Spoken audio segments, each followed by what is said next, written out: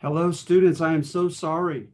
I'm still not exactly sure what went awry, but I've been lecturing by myself on another Zoom meeting.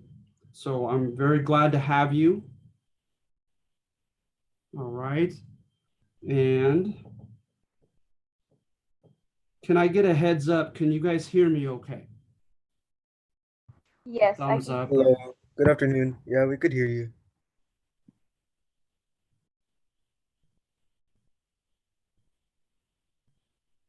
Yes, I think so. I think that was an attempt to tell me such.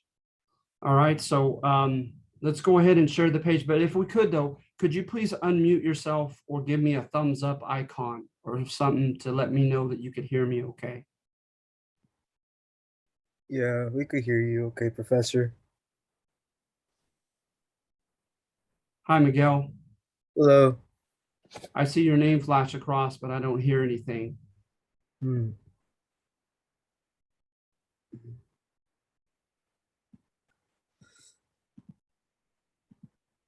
Okay, good, good. There we go. Thank you, Yeah, Miguel. we could hear you. I All don't think right, we're disconnect though. great, great, great. Sorry about that. All right, so what we're beginning with, right, are two ironies about the Spanish. We're covering the Spanish um, as the colonizers of the Americas, right? And so a couple ironies that you see here is one, that which the Spaniards claim that made them more civilized than the Native Americans. And we talked about the different criteria that's utilized in anthropology and by contemporary notions of cultural evolution, manipulation of the environment, right? Um, the development of complex society with multiple classes and cities, etc. Technological improvement, and then of course arts and letters, right? Kind of like the notion of Maslow's hierarchy of needs. Once you have your basic necessities met and you could farm, especially, and feed a large population, you have time to engage in historical dictation, literature, music, the arts and sciences, right? And then also you have evolution in religion. And of course, the Native Americans didn't stand a chance on that one. They had not heard of the Judeo-Christian God and Christianity or the Catholic Church. So the Spaniards come in and they contend, right, we're bringing arts and letters, we're bringing stratified society, we're bringing, of course, they couldn't say that to the Aztec, as we've covered last week. But nevertheless, right, we're building modern cities with commerce and stratification and complexity. We're bringing in metallurgical knowledge, technological knowledge, especially when it comes to architecture and the military, and contending, right, that they're jurists, they're interpreters of the law, literally fashioned together rationalizations for taking over the Americas.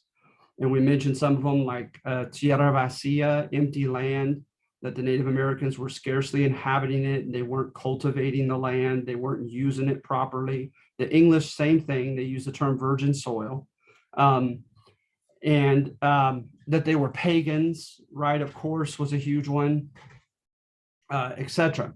But you look at it, right, and you see the irony that Spain didn't come up with this stuff by herself. So, for instance, when the Celtic people came in, there's still ambiguity as to what was fashioned and developed by the Celtic people. They called them Celtiberians because they came in and the Greeks called the native Spaniards Iberians.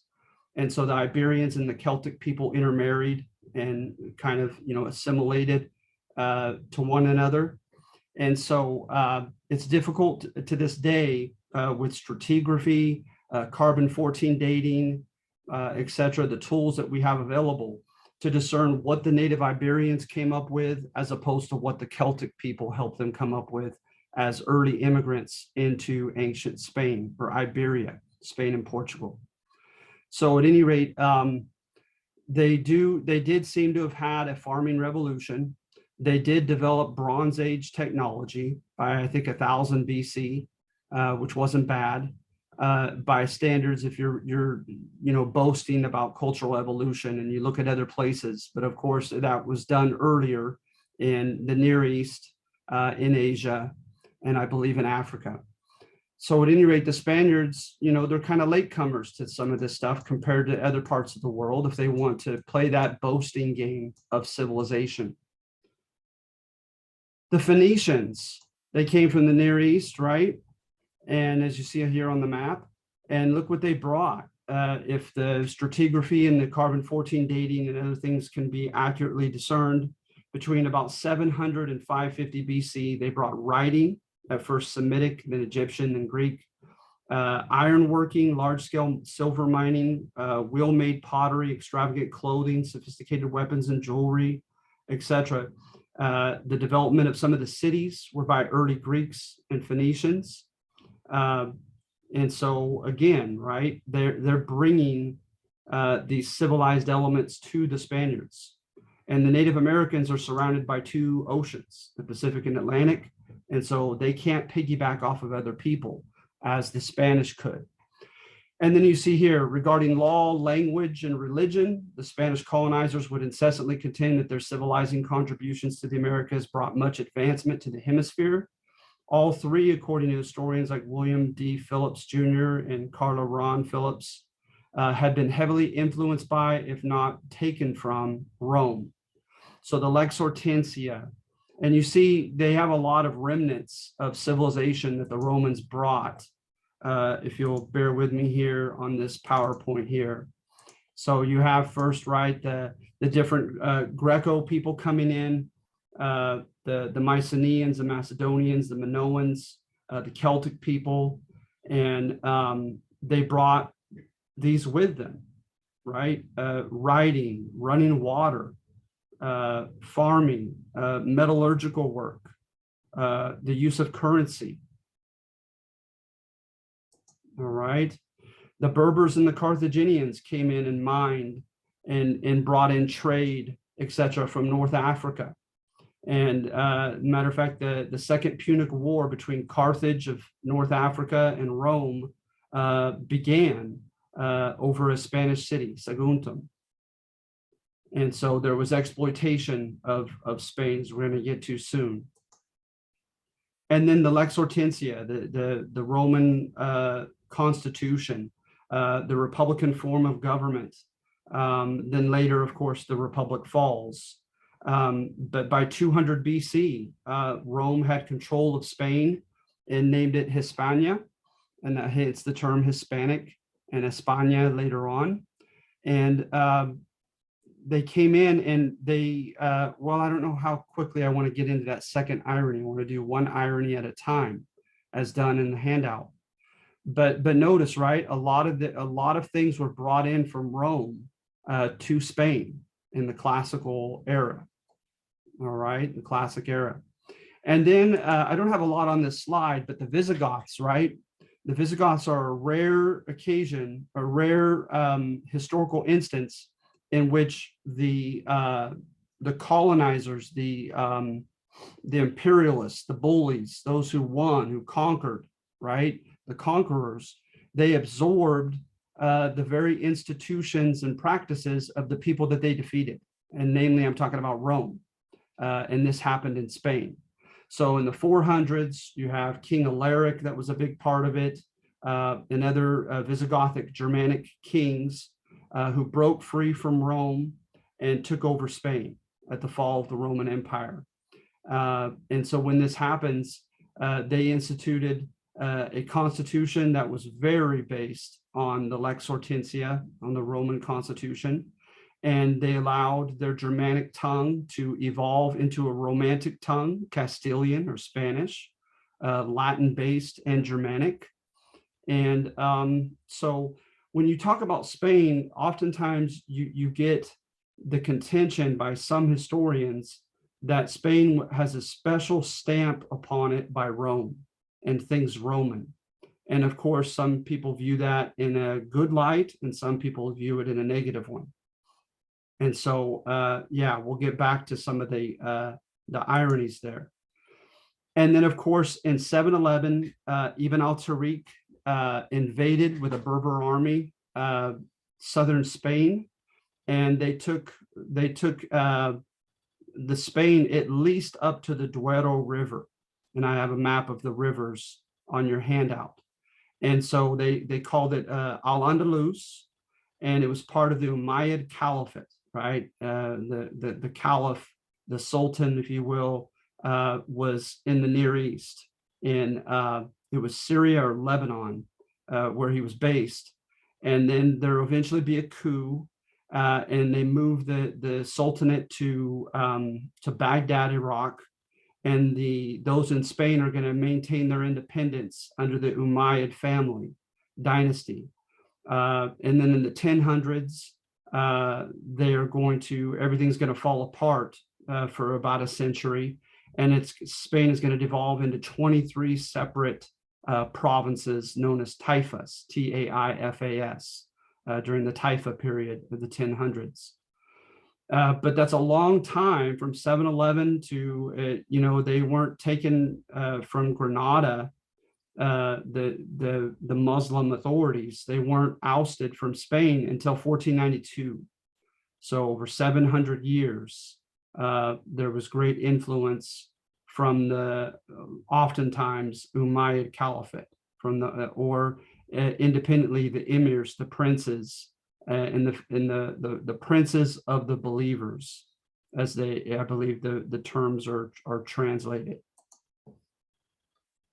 All right, and then Castile and Aragon, we're going to get into that probably next week. So let me end this and go back to the handout. All right.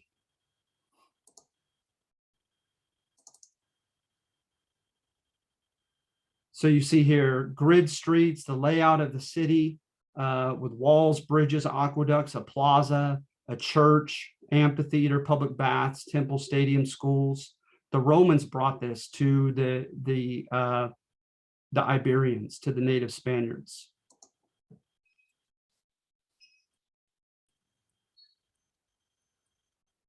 And then the Muslims had a renaissance on more than one occasion. Ibn al-Rahman II, Ibn al-Rahman III, and during the Taifa period as well. Despite the political decentralization, there were renaissances that were largely centered in Cordoba, Spain, the Muslim capital of southern Spain, or Al-Andalus. And you have medical science, astronomy, mathematics, philosophy, poetry.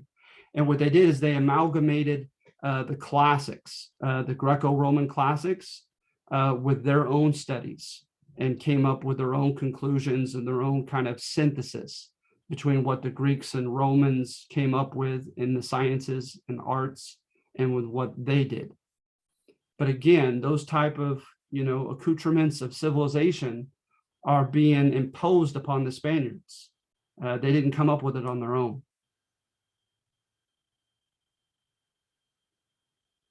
And then the second irony, right, is they became the very imperialist bullies later on, the Spaniards, that they had been victimized by in the past.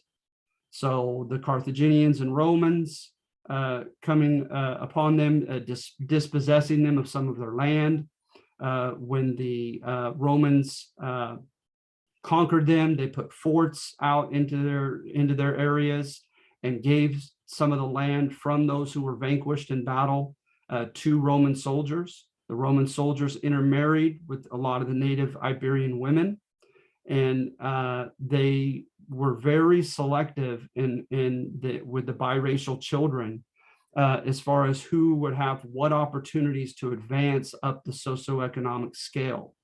And oftentimes it was through the military, it was through the church, it was through mercantile interest, providing some good or service that the Romans coveted there in Spain or Hispania. And also, right, if you were highborn as an Iberian and your mother married a well-standing, successful soldier or prelate or official, you had a chance as a biracial kid to make something of your life, but it was limited. and what they allowed you to do. And then after them, right, with those few economic and social opportunities to advance, you have the Moors, and the Moors separated the Christian Spaniards. It is true that they were tolerant. There were a few exceptions, but most of the emirs or caliphs of southern Spain, of Al-Andalus, did allow the Christians to practice their religion, but of course they were exploited. There was a tribute they had to pay, oftentimes in the form of a certain amount of time working the land of some of the Muslim successful soldiers that had defeated them. There was payments as far as an actual tax and coinage that they had to pay. And so this is ironic, right? Because they're going to do those very same things as an imperialist bully over the Native Americans centuries later in the 1500s, beginning largely in the 1500s AD. So those are the two ironies we're talking about, right? And number one. And so remember, what you're asked to do is you're supposed to show me that you've discerned what the thesis is, give me an example or two of how it's being defended in the write-up, and then tell me what you think as far as how balanced, how fair, how credible it seems to you in your estimation. So analyze and evaluate that argumentative section if you choose number one. With number two, this is tied largely to what the Spaniards call the Black Legend. The accusation that the Spaniards were especially that they should basically play the role of the anti-model of how not to be as a colonizer, and contending that one of the facets of their of this thesis is that they were religiously fanatical or as overzealous. And so with number two, the writer is trying to tie the Reconquista, right, the reconquest of Muslim Spain, to the Americas, and contend that they developed a cultural habit, a political tradition, a mindset that was very Manichaean, that was very black and white, good guys versus evil, no shady gray in the middle, us against the world type of crusading mentality. And so, of course, the writer contends that, okay, in over 700 years, there's no neat narrative of a reconquest crusade. Oftentimes you could find the book that I cite on this one is A History of Medieval Spain by Joseph O'Callaghan. Okay, but at any rate, in this book, it contends that you have instances of Christians fighting other Christians, Christians fighting with Muslim leaders against other Christians, Muslims employing Christian mercenaries in their armies. So it's not a neat fit, but nevertheless, in number two, I try to convey that there was enough that it was salient. It was very evident as an overarching theme throughout the centuries, the 700s through 1492, that there was enough of a dichotomy in Spain between Christian soldiers and rulers and Muslim soldiers and rulers to make this thesis that the Spaniards were fashioned, they were formed by this Reconquista. And of course, right, we know with Charles Martel in the French, they stopped the Muslim onslaught up into France. And so other countries of Europe don't have this as a unique component to their history. They can't all say that they have been governed by a caliph or an emir of Islam, but the Spanish can. And so looking at this, right, you have several cases of, if you wanted to look for evidence of a somewhat steady linear line, it's not that linear, by the way, but a steady line of fighting. You have Pelayo in the 700s, You have popes Pascal II, Alexander III, Innocent III, Celestine III, who all gave indulgences, right? And we're going to get more into indulgences next week with the Black Legend, but basically gave you a way out through the sacrament of reconciliation known as penance back then, of not paying for your sins, to fight in a holy war, a crusade against the Muslims centered in southern Spain. You have Caliph al-Mansur, who declared a holy war against the Christians.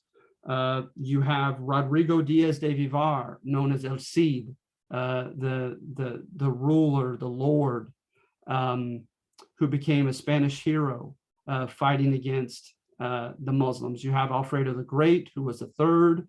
You have Alfredo the Eighth of Castile, who had a major victory at Las Navas de Tolosa in 1212.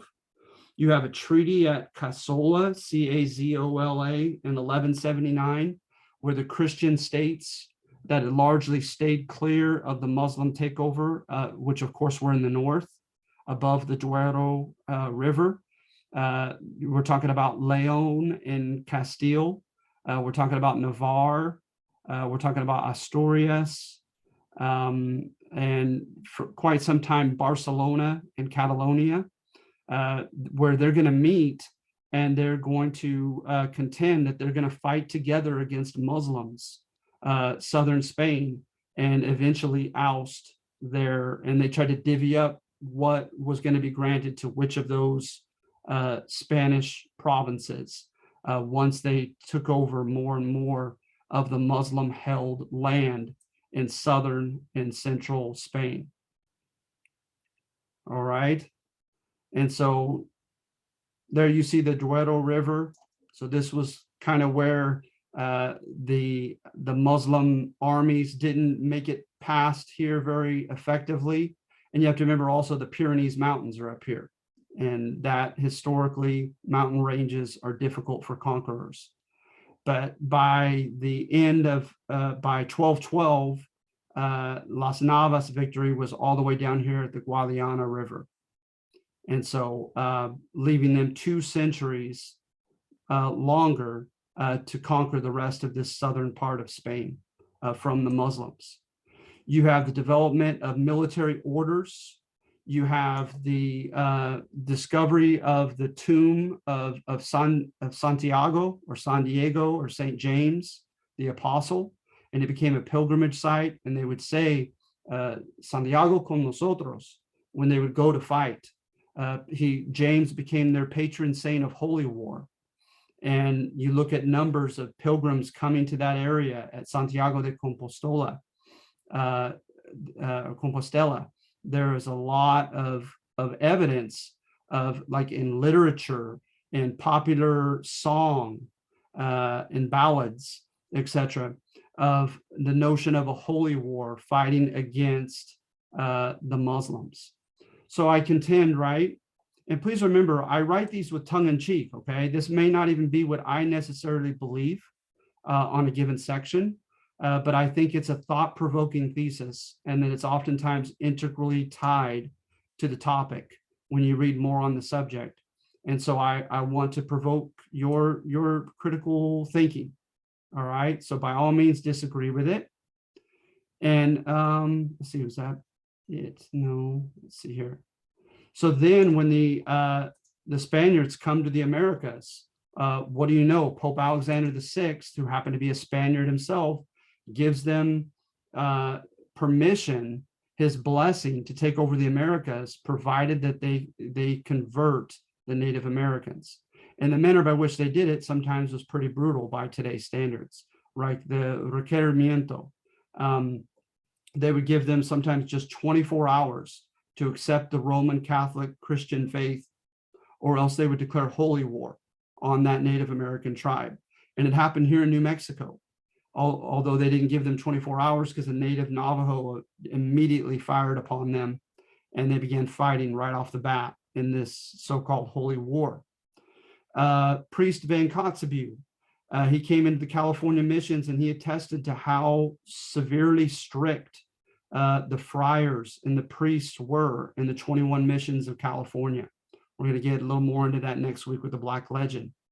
But notice that the notion is that the Spaniards were stamped. They were psychologically, culturally, institutionally stamped by the reconquest of Spain against the Muslims, and they brought vestiges of that here to the Americas. And of course, another one that I didn't mention, and I will probably mention next week, is the encomienda. The encomienda system, right? If you fought in a holy war against whoever it might be, in the case, like with the most famous, arguably, is the Aztec in Mexico, we covered last week. You were granted the forced labor of those that you had fought and vanquished. And so the encomienda system, and remember though, that came with the dictate that you have your Native American serfs, if you will, converted. But oftentimes that the manner by which they were to be converted was, it was given over from Pope Alexander VI to Isabella of Castile and Ferdinand of Aragon and this newly united Spain. And so they got to determine the methods by which it happened. And then in rare occasions, they continued the infamous Spanish Inquisition that was going on back in Spain. They carried it over to Mexico and to the Americas. And some people were burned at the stake at the greatly feared, auto de fe.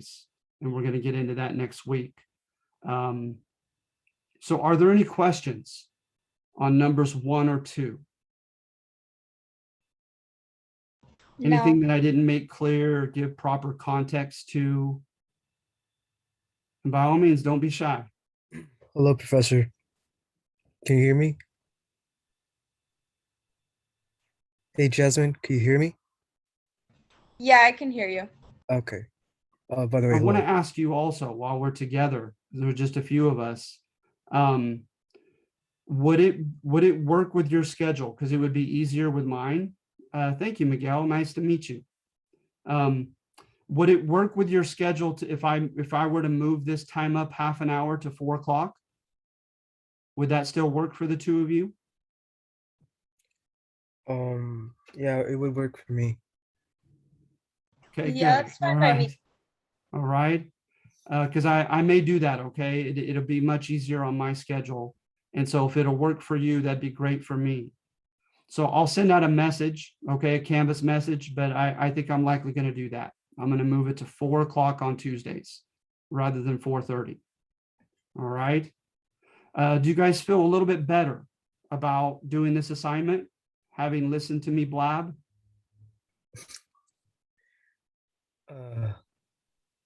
A little. A little bit, a little bit. Okay, I'll take that.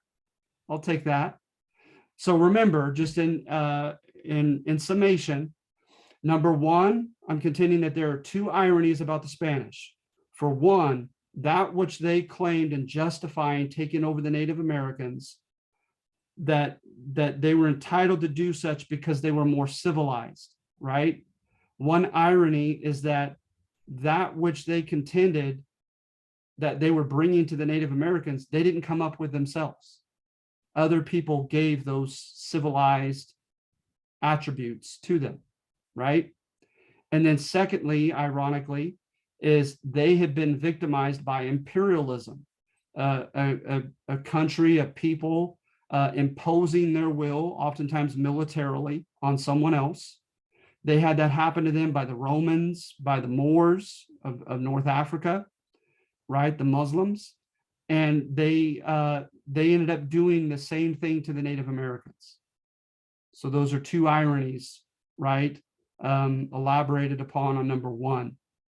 And number two is contending, right, that the Spanish had a unique history amongst the European countries, and that they had, albeit not a neat linear narrative of it, it was messier than that, but they had a 7th century holy war against Muslim leaders in Cordoba, Spain, and that affected them in making them religiously fanatical and becoming religiously a bit intolerant, a bit ethnocentric, right? Like their religion and their culture is the only viable one. And the Aztec, especially because like they're committing human sacrifice, are pagans that need to be converted, right? So that they brought that holy war mentality and practices of fighting a holy war over to the Americas. And it helped them to become, because remember, number 2 is tied to the Black Legend, where the Spaniards said, no, that's a lie. That's a Black Legend. Why things have to be bad, have to be black is a whole other can of worms, right? But the Spaniards said, this is all a Black legend about us being the anti-model for today's values of egalitarianism, everyone being equal, and being tolerant, and allowing individual autonomy and independence to people. And that's part of the Black legend, is that the Spanish were overly zealous religiously. And I'm contending that this is why on number 2. Next week, I'll do something to defend the Spanish. But on number 2, I'm not necessarily defending them. It's not necessarily an indictment either. But I'm just basically stating that it is what it is. That the manner by which they colonized the Americas was highly influenced by their holy war with the Muslim authorities. Okay, so you guys feel okay, a little bit better? Okay, good, thank you. All right. So I just want to open it up to any questions or comments. I'm somewhat done.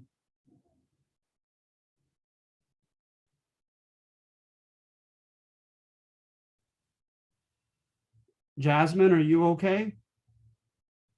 Yeah, I'm good.